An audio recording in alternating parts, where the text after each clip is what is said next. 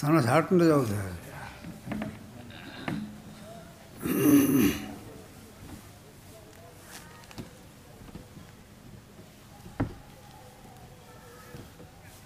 अखंड मंडलाकारं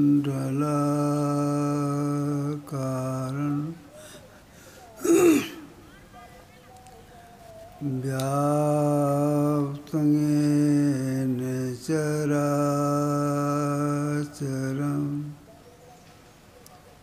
तत्पदं दर्शितं येन तस्मै श्री गुरुवे नमः। नमो नमो सतगुरु नमो जासम को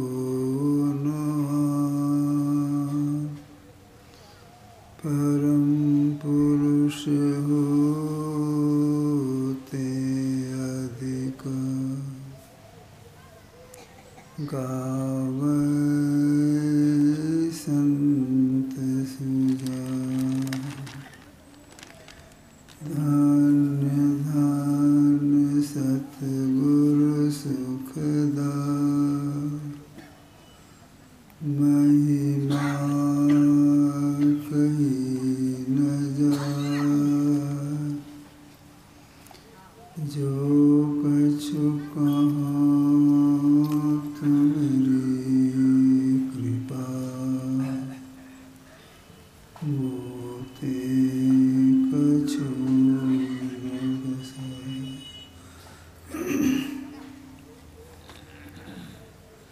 बुध मंगलमय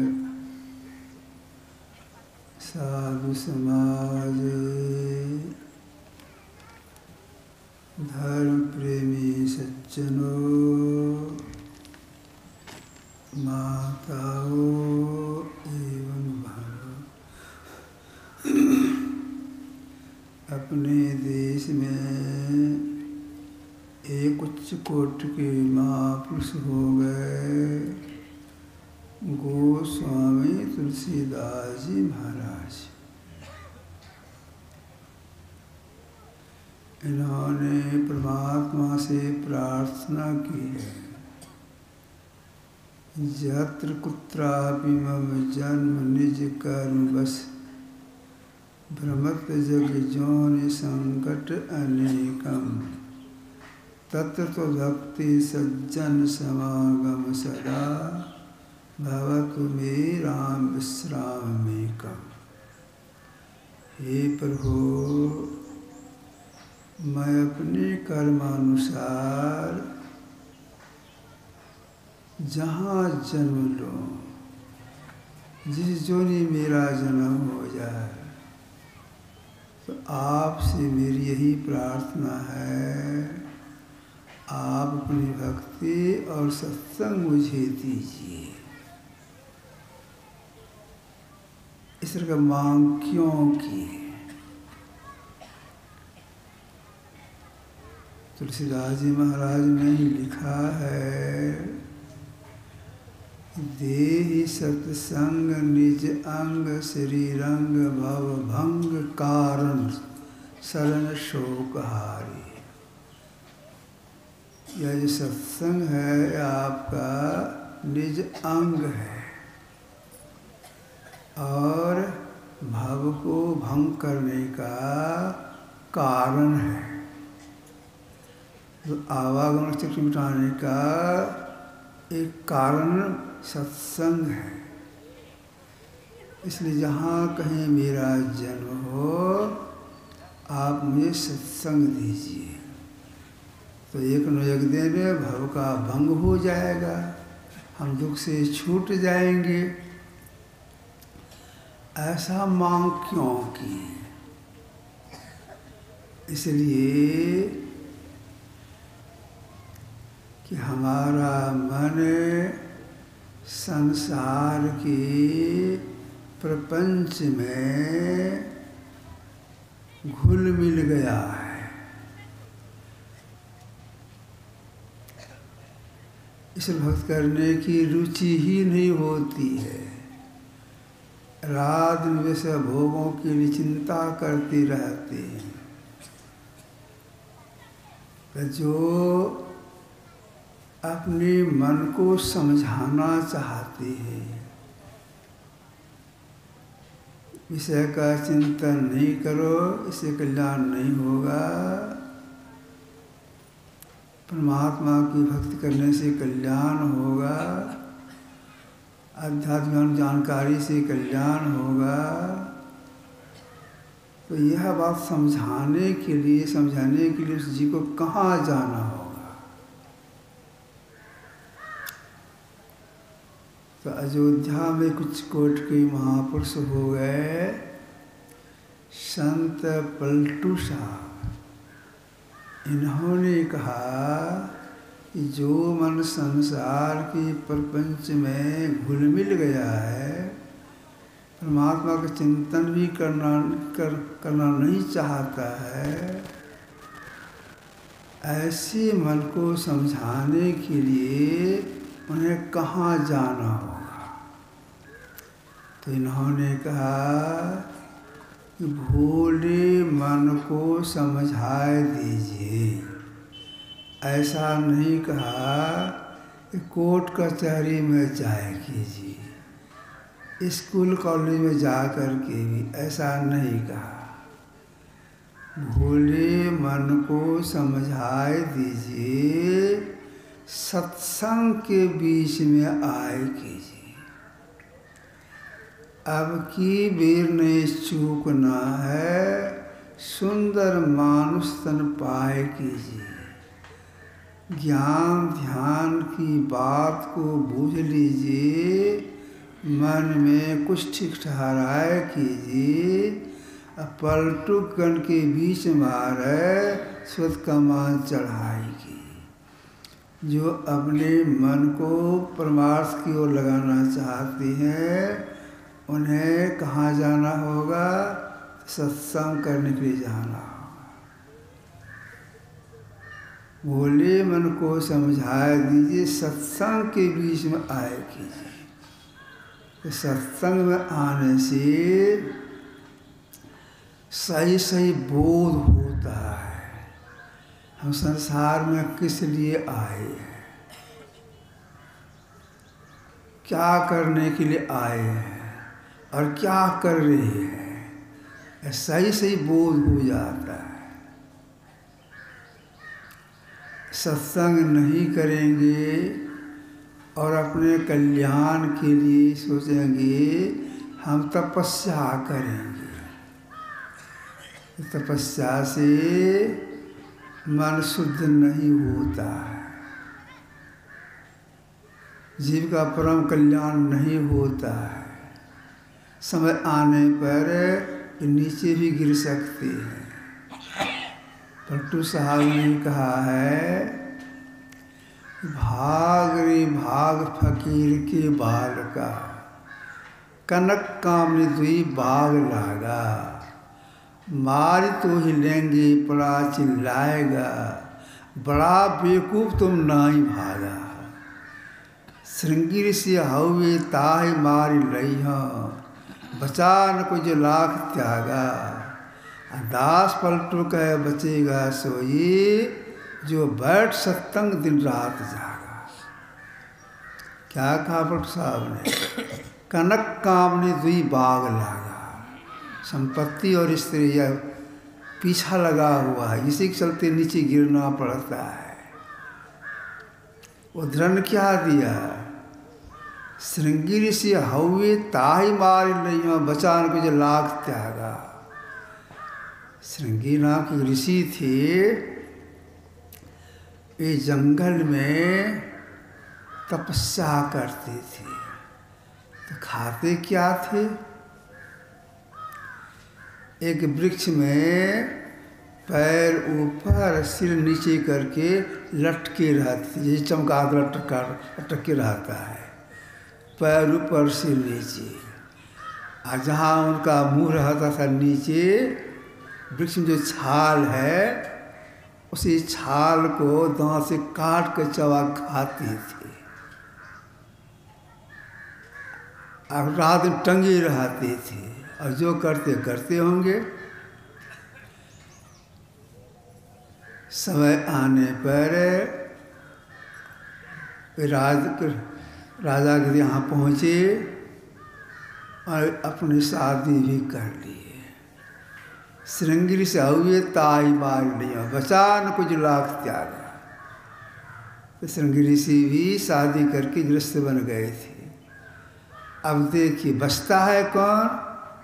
जो साधु महात्माओं का संग करते हुए बचती है। क्यों? इसलिए साधु महात्मा संग करने से अध्यात्म ज्ञान की सही से जानकारी हो जाती है। हम संसार में किस लिए आए हैं, क्या कर रही हैं, ये सही से बोध हो जाता है। जो महापुरुषों का संग करते हैं तो संग करने से उनका रंग लग जाता है। एक बात। दूसरी बात यह है, उच्च कोट के महापुरुष हैं, उनके पास गए, उनकी जो पवित्र नैसर्गिक आभा है वो आभा उस महापुरुष शरीर के घेरे हुई रहती है और दूर तक फैलती है। उस आभा के अंदर अगर कोई चली जाती है, पवित्र आभा के अंदर चली जाती है और पवित्र आभा जाने वाले शरीर में प्रवेश कर जाता है। लाभ क्या हो जाता है इससे?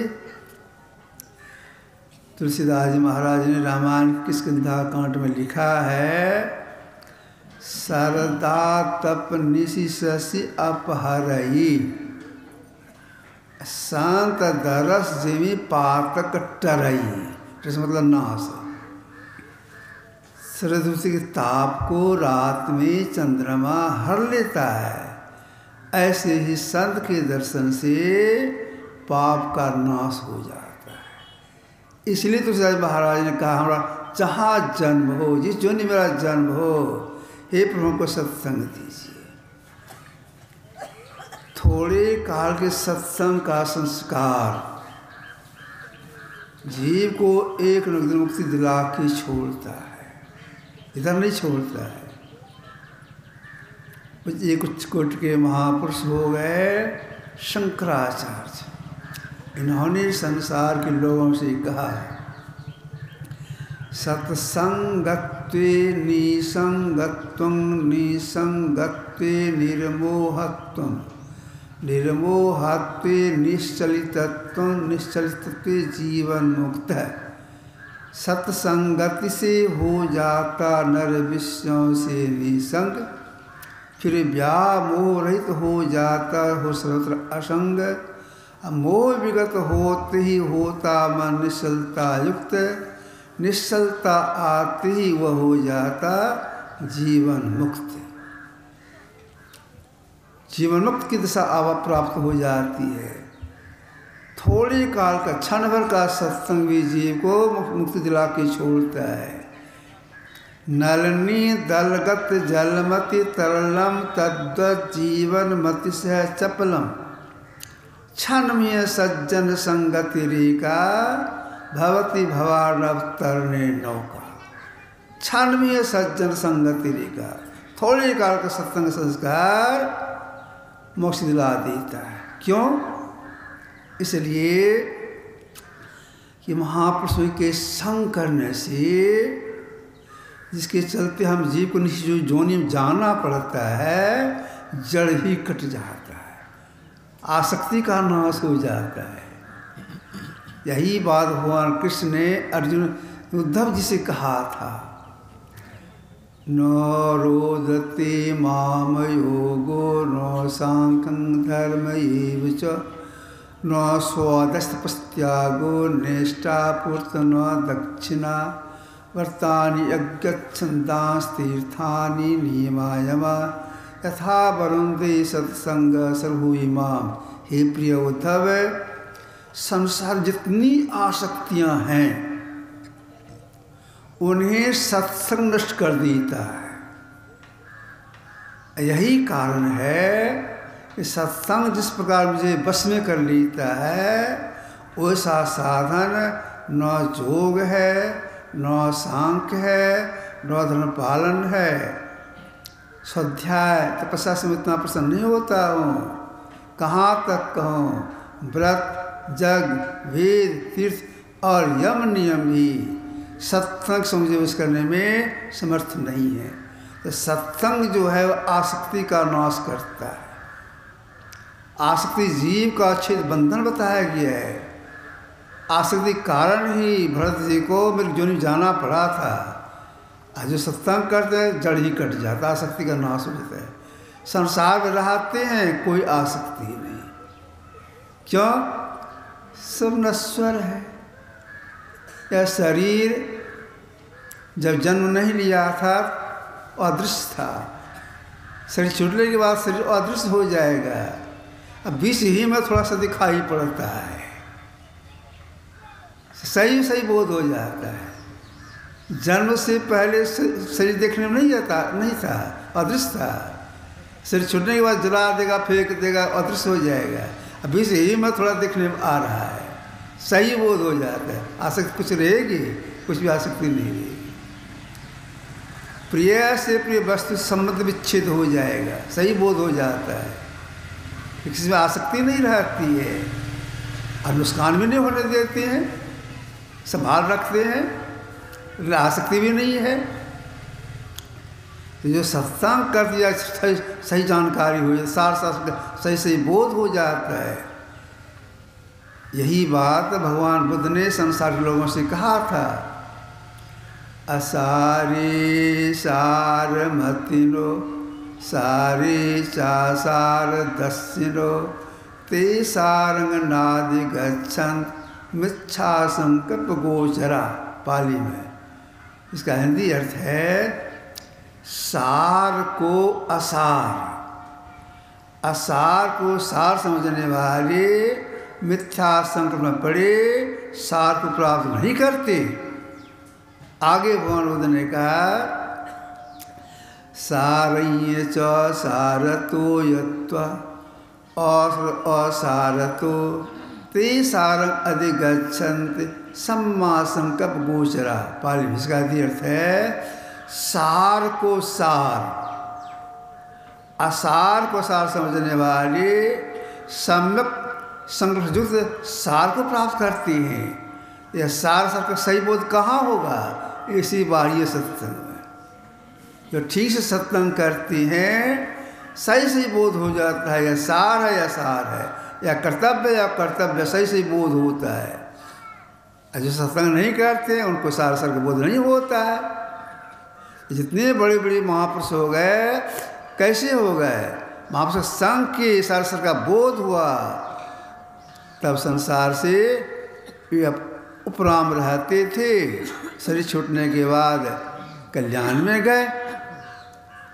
तुलसीदास जी महाराज लिखा है विनय पत्रिका में, असुर सुर नाग नर जच्छ गंधर्व खग रजनी चर सिद्ध जी चापी अन्य संत संसर्ग त्रय वर्ग वर परम पद प्राप नि प्राप गति त्वयि प्रसन्ने वित्र बलिवान प्रहलाद में व्याध गज। बहुत का नाम गिना। सब सत्संग के प्रभाव से मुक्त हुए हैं।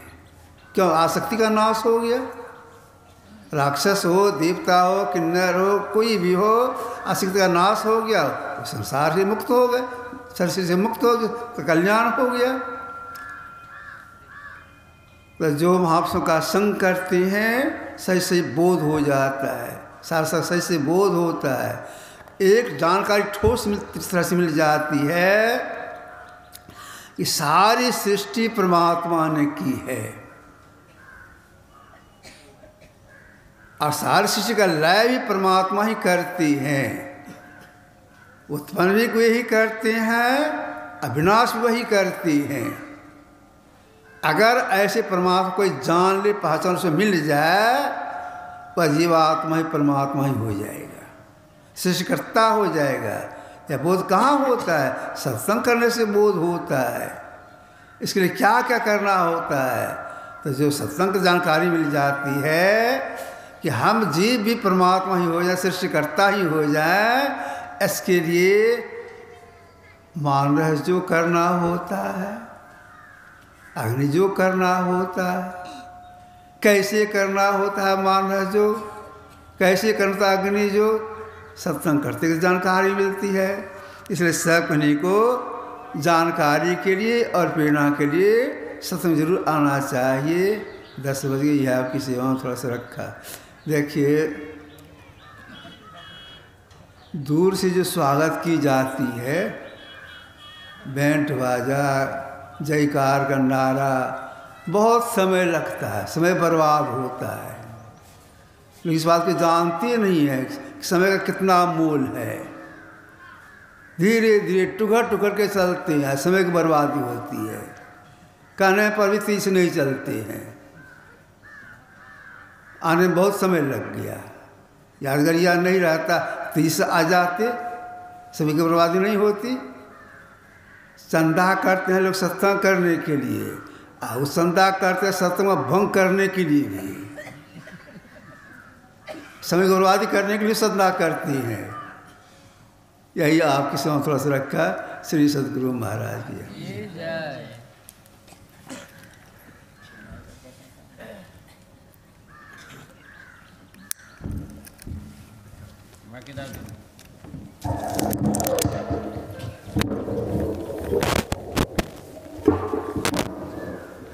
जो दीक्षा लेना चाहते हैं वे फूल माला प्रसाद लेकर स्नान कर पूज्य बाबा के निवास स्थान स्कूल में है, वहाँ पहुँच जाएंगे। दीक्षा के लिए जो 6 महीने से मांस मछली इत्यादि नहीं खाए हों, आगे भी नहीं खाने की प्रतिज्ञा रखते हों, वे दीक्षा के योग्य हैं। वे सत्संग के बाद स्कूल में आ जाएंगे, पूज्य बाबा से दीक्षा